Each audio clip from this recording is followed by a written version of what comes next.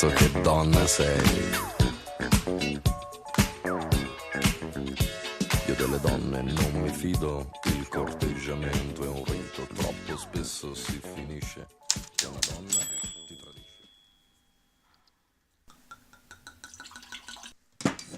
Bonjour, venez. Bonjour, vous êtes sur l'émission de Al et Kat. Aujourd'hui, on va vous parler d'un acteur. Bonsoir Al. Bonsoir Kat. Eh ben, Vous allez bien? pour vous, ça va et vous? Ah, on est bien accueillis. Et vous aussi, vous buvez Kat? Bien sûr, santé. On se met bien. Oui, mais j'ai malheureusement oublié son nom. Je sais pas Vous quoi avez c'est dit. commencé le merlot un peu tôt. Un Kat. peu tôt, il est vrai. Sylvester Stallone. Ah, merci. Ah, mais oui, le bandeau, je trouvais ça ringard. Exact, Ah. merci. C'est oui. Bah, je J'ai comprends la référence maintenant. tenté. Très bien. Alors, pour commencer, quels sont ses débuts de carrière? Quelle est l'année, l'époque à laquelle il a commencé? Puis comment, surtout? Le début de carrière de Stallone, ça remonte maintenant, c'est début des années 70. D'accord. Le premier film notable s'appelle Rebelle, ou No Place to Hide. No Place to Hide, qu'est-ce que c'est? Stallone joue un baba cool terroriste. C'est vraiment son premier rôle notable, où il veut faire exploser un building avec des amis baba cool. Voilà. D'accord. Donc le premier rôle de Stallone, c'est assez Donc, étrange, mais en tant que ce premier premier rôle, film. voilà. No Place to Hide, Rebelle, je crois que moi je l'avais en DVD sous le titre Rebelle. Ok. Il a plusieurs titres ce film. Second film. Les Seigneurs de Flatbush, The Lords of Flatbush. C'est pareil, c'est un film sur le rock'n'roll. C'est quatre blousons noirs qui font des conneries un peu à la grise. Il joue un second rôle quand même assez important dans Capone, un film du coup sur la mafia. Qui est un peu connu, je pense. Un petit peu connu, mais pas, c'est pas le film de mafia le plus connu des années 70, mais le film tient la route. D'accord. Et premier rôle notable et de méchant en tant que second rôle avec David Carradine dans Les Seigneurs de la Route, Death Race 2000, comment on dit 2004 en anglais, je ne sais plus. La course à la mort de l'an 2000, on va faire On simple. va faire simple, on va faire français. Faisons français. Nous sommes français. Et avant ça, il avait... Enfin, j'ai entendu dire qu'il avait fait des films X. Est-ce que c'est important dans sa carrière ou pas du tout? Pour être exact, il a fait un soft porn, on va dire. D'accord. Un film érotique où oui, effectivement, on peut voir sa nouille, il a les fesses à l'air, mais en vrai, c'est pas vraiment un film X, c'est un... D'accord, non mais très bien. Le vrai titre, c'était Kitty and the Studs, je crois, si je me souviens D'accord. bien, et après la réussite de Rocky, ça a été retitré Les Talents Italiens, suite au succès de Rocky. D'accord, très bien. Voilà, mais bon, on peut pas dire que le début de carrière soit... Il a aussi commencé par faire une petite frappe dans un film de Woody Allen, qui s'appelle Bananas, je crois. Quel est le... Je sais qu'il y a un tournant dans les années 70, un tournant qu'on connaît tous, qui est... Le fameux Rocky, réalisé par John C. Avildsen en 76, qui va lancer du coup sur la décennie aussi sa vocation d'auteur, parce que Stallone c'est aussi, on a tendance à l'oublier, un auteur et un réalisateur. Et après le tournant Rocky, du coup en 76, il va suivre le film Fist, où il joue un jeune syndicaliste qui s'appelle, je sais plus comment, mais en gros c'est un film social auquel il va beaucoup participer dans l'écriture. Et il va suivre ses deux premières réalisations, La Taverne de l'Enfer, qui est du coup un film sur les combats clandestins, qui est de 78, et Rocky 2, qui va dans la continuité de ce que ressent Stallone juste après sa célébrité. Parce que les thématiques de Rocky 2 remettent en compte celles de Rocky 1, sur l'accès à la célébrité, comment gérer ça, et finalement c'est un peu ce qui est en train d'arriver à Stallone à la fin des années 70. Donc en fait c'est lui qui se remet en question là-dessus. Oui, parce que c'est écrit, réalisé, joué par lui, donc Ouais, forcément. voilà, c'est un choix de sa part. Là, a priori, on a fini les années 70. Voilà, les années 70, on peut juste dire première réalisation de Stallone, deux premiers films réalisés par lui, et un écrit bien sûr par lui qui est Rocky. Mais c'est vraiment le début de carrière, c'est les années 70. La fin des années 70 du coup, parce que Rocky c'est 76. Ok, donc après les années 70 viennent les années 80. Les années 80. Et ça commence directement par des films qui n'ont rien à voir avec le succès qu'il vient d'avoir. Puisqu'il joue dans Night House, Les Faucons de la Nuit, qui est un polar que Stallone a souvent rejeté d'ailleurs. Il l'assume pas vraiment dans sa filmographie parce qu'il aimait pas trop l'écriture C'est un film en fait justement sur un policier qui traque un terroriste, mais les deux personnages sont assez liés et se ressemblent beaucoup par leur psychologie. Et D'accord. du coup, il y a une ambiguïté dans le film, je pense, qui ne plaisait pas à Stallone. C'est un Stallone barbu, à mode flic un peu dépressif. Et du coup, c'est vraiment c'est pas du tout un film d'action. On n'est pas encore dans le Stallone qu'on verra des années plus tard. Ouais. Donc là, c'est vraiment un policier.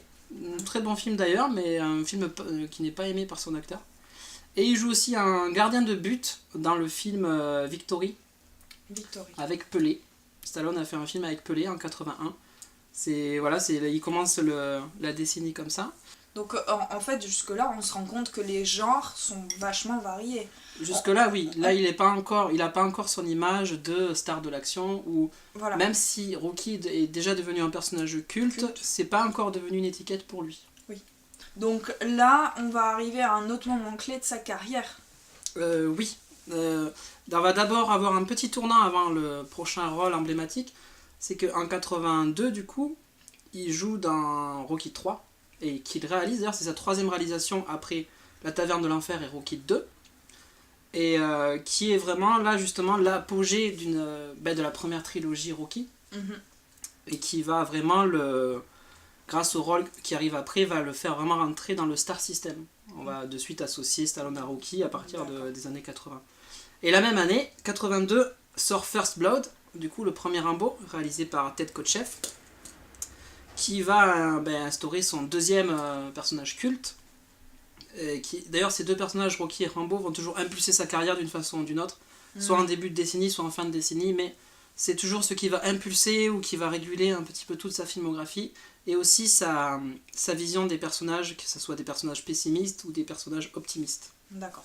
Et oui, parce qu'on retrouve un personnage optimiste dans Rocky. C'est ça. Et pessimiste Rocky, dans c'est, Rambo. dans les deux cas, c'est deux personnages qui sont soit des laissés pour compte ou des losers, mais qui ont une vision soit sombre, soit positive de leur vie et de la façon dont ils doivent se battre pour avancer. Et c'est pour ça que c'est très intéressant de comparer les deux, parce qu'en fonction de la filmographie de Stallone, ça va aussi avoir une importance aussi sur sa carrière d'une façon générale. Donc on va continuer dans les années 80, après le premier Rambo. Qu'est-ce qu'il fait ? Après Rocky 3 et le premier Rambo, du coup, là on est à c'est pas vraiment son apogée, mais c'est vraiment là qu'on instaure Stallone égale Rambo, Stallone égale Rocky. Mais il se remet déjà, enfin c'est pas qu'il se remet en question, mais il n'hésite pas à faire des choses assez inattendues. Il fait sa 4e réalisation l'année d'après, je crois que c'est en 83, faut que je vérifie. Il réalise Staying Alive, la suite de La fièvre du samedi soir avec John Travolta. D'accord. Donc c'est assez, il fait un film musical, Stallone, en tant que réalisateur. Il fait une petite apparition au début du film, d'ailleurs on le voit bousculer John Travolta dans la rue. Voilà. Et en 84, il joue un chanteur de country dans Rhinestone, du coup. Là c'est Stallone qui chante de la country. Un chanteur de country. Alors on a Stallone qui chante de la country. Genre, c'est ça. Et il joue de la guitare. On est 2 ans après, on est 2 ans après Rambo et voilà. Okay. C'est Stallone dans des costumes flashy qui chante de la country. Génial. Voilà, c'est deux trucs sur lesquels on n'attendait pas forcément. C'est inattendu, effectivement. Même aujourd'hui, si on n'est pas au courant. Enfin, moi personnellement, je découvre. Très bien. Et là, le milieu des années 80 est marqué vraiment, c'est là qu'est l'apogée de sa carrière. 85, déjà, il joue dans Rambo 2, La Mission, réalisé par George P. Cosmatos.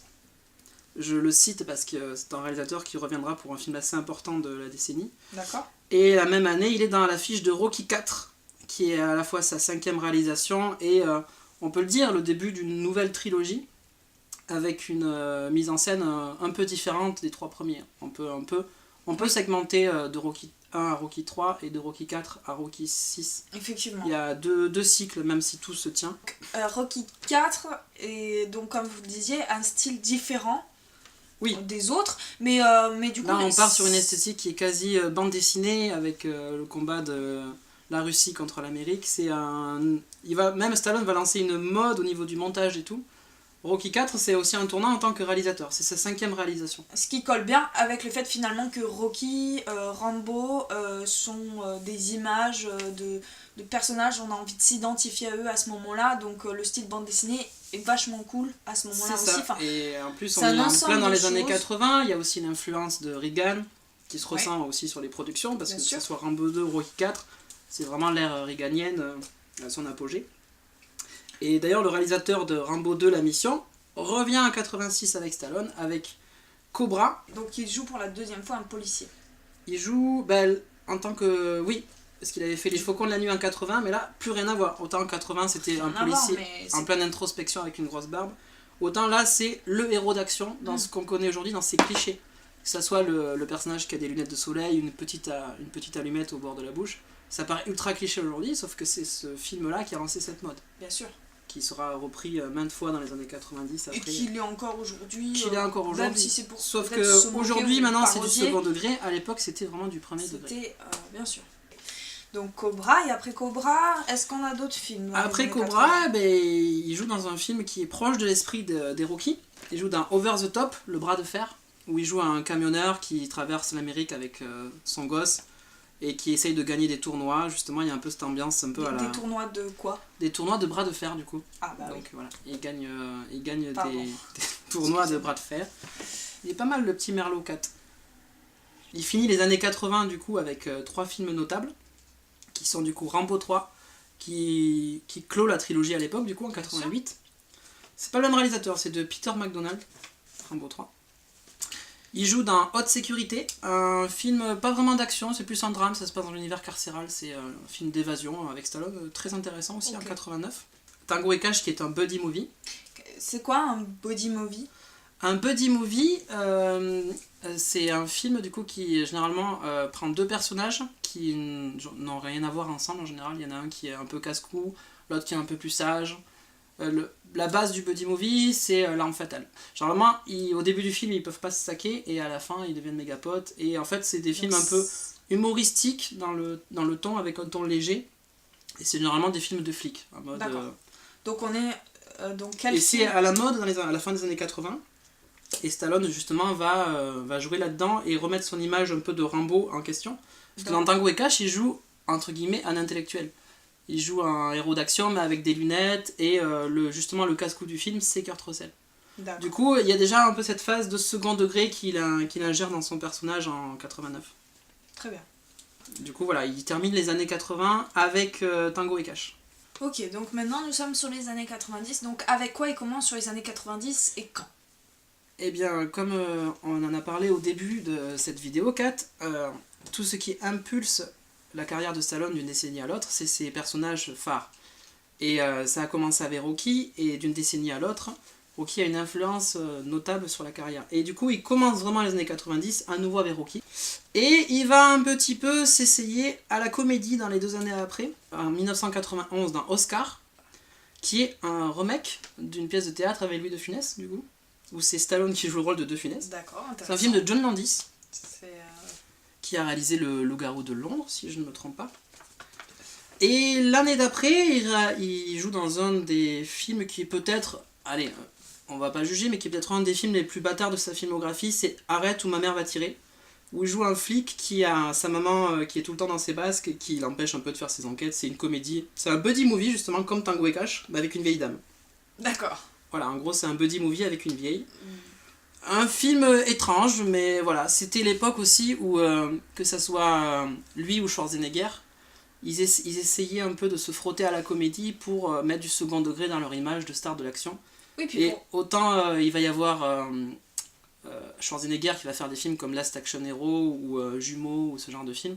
Autant Stallone s'essaye aussi à la comédie et c'est pour ça qu'il se met un petit peu... C'est pour diversifier déjà les styles, mais aussi parce que l'époque veut ça, je pense. L'époque veut ça un petit peu, oui. Ça arrive quand même doucement. Oui, on est dans les années, comme on disait, l'arme fatale, tout ça, et c'est vrai qu'on a tendance à se prendre un peu moins au sérieux. Ouais, ça permet aussi à des acteurs qui ont des images sur eux de s'en détacher et d'être dans quelque chose de moins sérieux, tout en gardant une crédibilité là, en tant qu'acteur. Tout à fait. De se frotter à quelque chose dont ils n'ont pas l'habitude et de prouver leur talent d'acteur. Enfin, je dis eux parce que y en a plein qui ont fait ça, comme Schwarzy et Stallone, bien sûr. Et ensuite, qu'est-ce qu'il fait? Et là, c'est la deuxième apogée de sa carrière qui est associée à l'image qu'on a de lui aujourd'hui, finalement, parce que ça va être les années de l'action. Enfin, moi, j'appelle ça les années de l'action, au sens où il va vraiment réaliser, il va jouer dans beaucoup de films vraiment des films d'action qui sont vraiment typés dans ce registre-là. Et l'année 93 amorce ça avec Cliffhanger, qui est un film du coup dans le monde des alpinistes, avec c'est un des plus gros films de Stallone du début des années 90, réalisé par Renny Harlin. Qui est un film qui est chouette d'ailleurs. Oui, et qui a surtout marqué les esprits pour sa scène d'introduction, où avec Sûr. la fille qui tombe dans le vide et qui n'arrive pas à se Qui a sauver. été reprise d'ailleurs. Oui, qui a été maintes fois parodiée, notamment dans Ace Ventura, il Oui, me semble, tout à fait. avec le petit raton laveur. Et la même année, il joue dans Demolition Man, un film du coup de science-fiction, où il est cryogénisé, il est dans le futur et il se bat contre Wesley Snipes, qui est un criminel aussi de son époque. Beaucoup de second degré aussi dans ce film, mais encore un gros film d'action, comme on peut en faire maintenant aujourd'hui, mais par exemple avec une saga comme Expendables, où il y a énormément de second degré et d'humour. Mais là, c'était vraiment encore les années 90, il y avait encore ce côté héros d'action dans ce qu'il a de pur en fait. Donc on reste dans l'action, mais on change de style, c'est-à-dire qu'on On change de revient- style parce que c'est vraiment c'est les premiers pas aussi Science-fiction, de Stallone dans la science-fiction. C'est Voilà. son premier film de science-fiction. Ouais. Il continue dans l'action en 94 avec L'Expert, où il partage l'affiche avec Sharon Stone. D'ailleurs, toute la publicité autour du film tournait un petit peu aux côtés de ce duo, Bien sûr. les muscles et le charme, quoi. Et, Duo pulpeux. qui a marqué les esprits pour la fameuse scène de douche. Enfin, il y a une scène de sexe assez longue avec Sharon Stone, qui a marqué les esprits, je pense. Et en 95, deuxième film notable de science-fiction, qui est Judge Dredd, adaptation d'un comics assez violent des années 90. Toujours du second degré, toujours de l'action, et c'est vraiment voilà, un Stallone comme on l'aime bien, plein de second degré et assez marquant aussi pour sa génération. Et il termine ce cycle en 96 avec deux films, qui est Assassin de Richard Donner et Daylight, film catastrophe de Rob Cohen. D'accord. Donc voilà, que ce soit Cliffhanger, Demolition Man, L'Expert, Judge Dredd, Assassin et Daylight, on peut mettre tous ces films un petit peu dans le même registre. Action. Action, science-fiction, l'image qu'on a de Stallone finalement. Oui. Et fin des années 90, du coup, il a une petite remise en question en tant qu'acteur, je pense. Il a vraiment envie de montrer son jeu et de ne pas s'enfermer forcément dans son personnage de héros bodybuildé d'action. Et il joue dans un film de James Mangold, qui est sans doute l'un des meilleurs films de sa filmographie en tant qu'acteur, qui est Copland, du coup, en 97. Oui. Où il joue un flic passif, dépressif, sourd d'une oreille. C'est vraiment un Stallone qui a pris un petit peu de poids, c'est vraiment un Stallone acteur, à côté de De Niro. D'accord. C'est vraiment un film, si on aime Stallone en tant qu'acteur, c'est vraiment un film qu'il faut voir, Copland. D'accord. Copland. Ok. Et ça boucle un petit peu les années 90, en fait. Très bien. Donc dans les années 90, on se rend compte quand même qu'il y a beaucoup d'action. Même s'il a essayé d'aller dans la comédie, ça dure le temps d'un film finalement.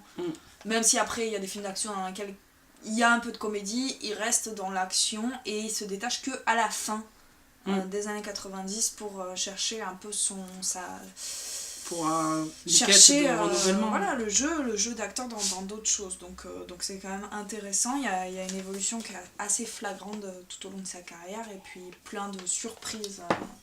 Donc nous avons fini les années 90 avec Copland et là on part sur les années 2000. Alors les années 2000, est-ce que pour lui c'est quelque chose qui part en trombe ou pas du tout? Comment ça se Non, passe? le début des années 2000 est assez difficile pour Stallone, parce que déjà il y a eu une certaine déception de la part du public suite à Copland, qui a beau être un très bon film, a un petit peu perdu le public. On n'est pas habitué à voir Stallone justement dans des rôles passifs, un peu dépressifs, tout ça.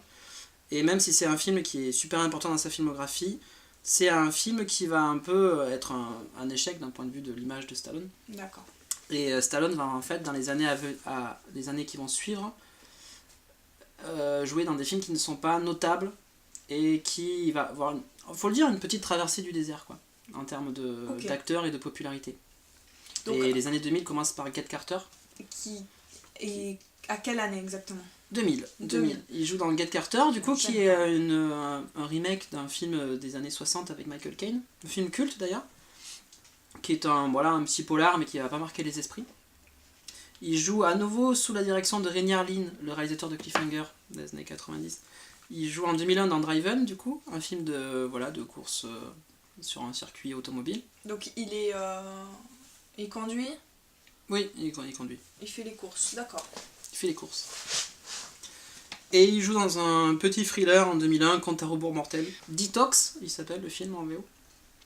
Et là, en fait, 2001, ça va être une succession de petits rôles anecdotiques, ou voire de caméos. Il joue dans Mafia Love, il joue dans Les Maîtres du Jeu, Spy Kids 3. Il fait une petite apparition dans Taxi 3, ce genre de délire. Et en fait, voilà, les années 2000 jusqu'à 2006, c'est, Stallone n'est plus que un petit caméo de luxe dans des films, ou dans C'est un outil pour donner ou dans des un petit petits quelque films chose. qui ne marqueront pas les esprits. Voilà. Qui ne sont pas forcément mauvais, mais qui ne sont pas des grands Stallone, quoi. Le début des années 2000 commence un petit peu mollement. Il fait ses cachets, quoi. Hein. C'est ça. Voilà. Il fait ses Faut dire. cachets. Et en fait, vous allez sans doute le deviner, Stallone en fait va remettre au goût du jour ce qu'il a fait marcher. Bien sûr. Donc il revient en 2006 à sa 6e réalisation avec Rocky Balboa. Du coup, qui va être un succès à la fois public et critique. Bien sûr. Et qui va relancer la machine Stallone qu'on connaît aujourd'hui en fait. Et auquel en 2008, 2 ans après, il va rajouter le John Rambo, du coup, Rambo 4, qui est sa 7e réalisation. Là, c'est vraiment Stallone qui revient, mais sur tous les tableaux. Autant auteur, acteur, réalisateur. Il revient à ce qui a fait sa gloire et ce qui, au fond, lui importe de ressortir de lui-même. Donc, que ce soit dans sa déchéance, on va dire, artistique, parce qu'il n'a pas forcément pu beaucoup montrer ses talents d'acteur dans les films des années 2000, du début des années 2000. Et du coup, c'est un peu, d'un certain point de vue, c'est un peu le champ du cygne de Stallone, parce qu'il va faire beaucoup de films depuis 2008, mais c'est des films qui sont encore premier degré, Rocky Balboa et John Rambo. Oui. Donc Oui, John Rambo est vraiment, d'un certain point de vue, le dernier Stallone à la fois star et à la fois, sérieux. Et à la fois sérieux, et puis ça remet un point d'honneur sur lui, Et sur son âge aussi, parce que Stallone commence à avoir un certain âge en 2008. Et c'est un peu le chant du cygne. Rocky Balboa est le chant du cygne en tant qu'acteur dramatique, et John Rambo en tant que héros d'action et personnage culte. C'est vraiment un Rambo qui va au bout du personnage, de ce qu'il était dans le premier et de ce qu'il sera toujours. C'est-à-dire le personnage qui fait ce pourquoi il existe, mais qui n'aime pas forcément ça. Et c'est un peu son monstre de Frankenstein, Rambo. Ouais, et Rocky est bien un sûr. petit peu justement ce personnage optimiste qui va au bout de lui-même. Et en fait, avec ces 2 réalisations, Stallone montre vraiment les 2 facettes d'une même pièce. Oui. C'est-à-dire l'acteur, le personnage, ce qu'il a à dire, ce qui lui tient à cœur. Et par exemple, John Rambo, il avait envie de parler de la souffrance du peuple Karen à l'époque. Oui. Et c'est quelque chose qu'il a injecté dans le scénario, parce que voilà, c'était quelque chose qu'il voulait... qui lui tenait à cœur. Ensuite, on passe à quel film? Et 2010, qui représente, je pense, un tournant dans sa carrière, je pense que c'est lié à l'âge aussi, avec Expendables, qui a le succès qu'on connaît, mais qui va lancer justement toute cette mode avec ces films de testostérone des années 80, avec tous ces personnages d'action, que ce soit les Schwarzenegger, les Stallone, les Bruce Willis. Oui, et puis là, on regroupe quand même C'est dans ça. ce film plein de personnages cultes, plein d'acteurs. C'est ça. Et connus. Stallone essaye de créer un nouveau personnage culte, il réussit plutôt bien à travers Barney Ross, mais c'est plus dans une démarche de légèreté et de faire du cinéma bon enfant comme on entendait dans les années 80. Sans se prendre au sérieux, et ça permet à tous ces acteurs de pas se prendre au sérieux. Disons que sur le Stallone vieillissant, Expendables c'est quand même une date, au sens que c'est vraiment le Stallone, après le chant du cygne qu'il a pu faire avec John Rambo, Stallone est toujours là, il est âgé, d'ailleurs il assume son âge, mais il est toujours présent. Mais il a des points qui Et sont ça fait forts. partie de cette mode,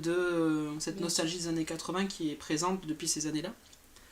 Et il va continuer sur cette vague d'ailleurs, parce qu'il va faire Du plomb dans la tête, un film de Walter Hill, un réalisateur culte des années 80. Ce film avait été tourné d'ailleurs avant Expendables, il est sorti en 2012, mais il a été tourné à la même période. D'accord. Et en 2012, il revient avec Expendables 2, réalisé par Simon West, qui est le réalisateur au passage des Ailes de l'Enfer. Il s'ensuit dans les années à venir des films légers et qui jouent justement sur la nostalgie, que ce soit Évasion en 2013 avec Schwarzenegger, Match Retour avec De Niro, qui est dans le milieu de la boxe, qui est un espèce de Rocky dans l'idée, mais ouais. assez léger et très drôle d'ailleurs. Et il termine sa trilogie Expendables en 2014. Et avant de revenir à nouveau, et avec toujours le personnage qui influe, qui qui influe tout le temps sur sa carrière et qui injecte tout le temps un renouveau, à savoir le retour de Rocky avec Creed en tant que mentor. Voilà. Et là on arrive à La la boucle fin est d'un bouclée. cycle, voilà, où Stallone devient le mentor. Ouais. Parce que autant Rocky était quelqu'un qui devait faire ses preuves, et qui était un loser, qui partait de rien et qui justement devait faire ses preuves, autant Creed c'est l'inverse. C'est un mec qui est né avec l'image de son père, il doit justement garder le titre qu'il mérite. En fait. Et c'est pour ça que Creed est super intéressant par rapport au premier Rocky, c'est qu'il y a une espèce de personnage qui n'a pas du tout la même aura, mais qui se retrouve face au même choix, et Stallone est impérial en mentor et Malgré... va jusqu'au bout de son personnage de Rocky. C'est vrai. Oui, nous étions donc en train de dire que Stallone, notre cher Sylvester Stallone, n'est pas un gros bourrin. Enfin, c'est pas que un gros bourrin. Voilà, pour conclure sur...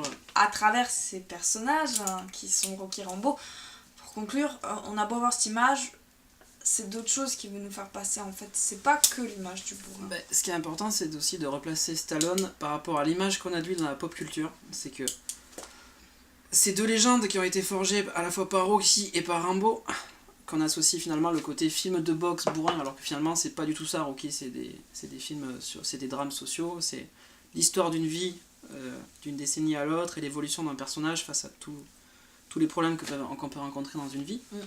Et le personnage de John Rambo, qui est quelqu'un en fait qui est une victime en fait, et qui doit juste faire ce pourquoi il est doué. Le personnage de John Rambo, que ce soit de Rambo 1 à Rambo 4, c'est le même personnage. C'est un personnage en fait qui va au bout de ce qu'on attend de lui, mais il le fait pas avec plaisir, et c'est symbolisé par le dernier plan, un des derniers plans du film, où il regarde le charnier qu'il vient de provoquer, mais finalement il est pas heureux de ce statut-là.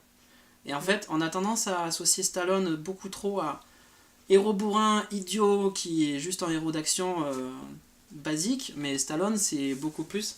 C'est un acteur qui s'est essayé à différents registres, et là on a épluché sa filmographie d'une façon assez sommaire d'ailleurs, parce qu'on a fait que ses premiers rôles notables. Bien sûr. Mais Stallone, voilà, c'est du drame, c'est du polar, c'est un acteur, c'est un réalisateur. Il a réalisé du coup 8 films. Oui. Il a écrit les Rocky, c'est quand même une des sagas les plus cultes de l'histoire du cinéma en termes de longévité et de ce que ça a à dire au fond dans le message, et l'optimisme que ça peut apporter aux gens. Encore aujourd'hui, que ce soit en 2015 avec Creed, c'est 2016 Creed 2015. Que ce soit avec Creed, ou d'ailleurs c'est peut-être pas fini parce qu'il y aura une suite à Creed apparemment. Peut-être. Stallone a une importance énorme dans la pop culture, et c'est vrai que par exemple nous en France on a l'image un peu véhiculée par les guignols de l'info avec Sylvester, tout ça, un peu cette image d'idiot, mais Stallone, il a utilisé ses personnages pour avancer, il continue à avancer, mais finalement le Stallone héros d'action est une facette qui est très intéressante, mais c'est pas le Stallone, c'est pas forcément la seule corde qu'il a à son arc. Bien sûr. Et puis même à travers... Sans faire de mauvais jeu de mots d'ailleurs. À travers cette image-là, on a des personnages construits qui ont des idéaux, qui ont du cœur. C'est ça. Et quels que soient ses rôles, même quand il joue un lâche, qu'il joue un loser, qu'il joue un flic dépressif, il y a toujours une humanité dans les films de Stallone. Tout à fait. Qu'on retrouve pas forcément dans les autres stars de l'action. Moi, j'aime beaucoup les films de Schwarzenegger, mais finalement Schwarzenegger a eu beaucoup moins de rôles humains que peut l'avoir Stallone au cours de sa carrière. Tout à fait. Même en tant qu'acteur. Schwarzenegger n'étant pas forcément un acteur à la base, même s'il s'est bonifié avec les années. Stallone est avant tout un auteur, et un acteur, et un artiste. Voilà. Et je pense qu'il est important de le relever. Et après avoir épluché cette filmographie, nous vous conseillons de vous pencher un peu plus sur ce monstre sacré du 7e art, et d'avoir une image un peu plus ouverte sur l'acteur, sur l'homme et sur l'artiste. Voilà, donc en tout cas, si ce nouveau format vous a plu de Hal et Kat, on espère vous avoir donné envie de regarder des films. C'est le but. C'est le but. Et de vous donner envie de découvrir des acteurs. On abordera sans doute différents sujets, des acteurs, des réalisateurs. Voilà, qui sont pas forcément les plus connus. En fait, ce qu'on a envie, c'est de traiter comme aujourd'hui on a traité Sylvester Stallone, c'est-à-dire c'est quelqu'un de connu, mais on n'en parle pas tant. Penchez-vous sur tous ces aspects, toutes ces facettes, et le prochain sujet, on verra ce qu'on aborde avec Kat. Et Voilà. en espérant que ce nouveau format vous Et plaise. si vous avez des idées d'acteurs, parce qu'on va rester sur les acteurs pour le moment, n'hésitez pas à nous donner des noms d'acteurs qu'on pourrait traiter, qui vous plaisent. Si c'est des acteurs qui ont commencé dans les années 70, nous ça nous plaît bien, parce que du coup il y a quand même de la marge et puis il y a de quoi traiter. Et puis si vous en avez pas, nous on a plein d'idées, donc voilà. Donc et bien, à très vite sur la MGM Maya Gascoigne Movies. Movies. Et bonne soirée, santé.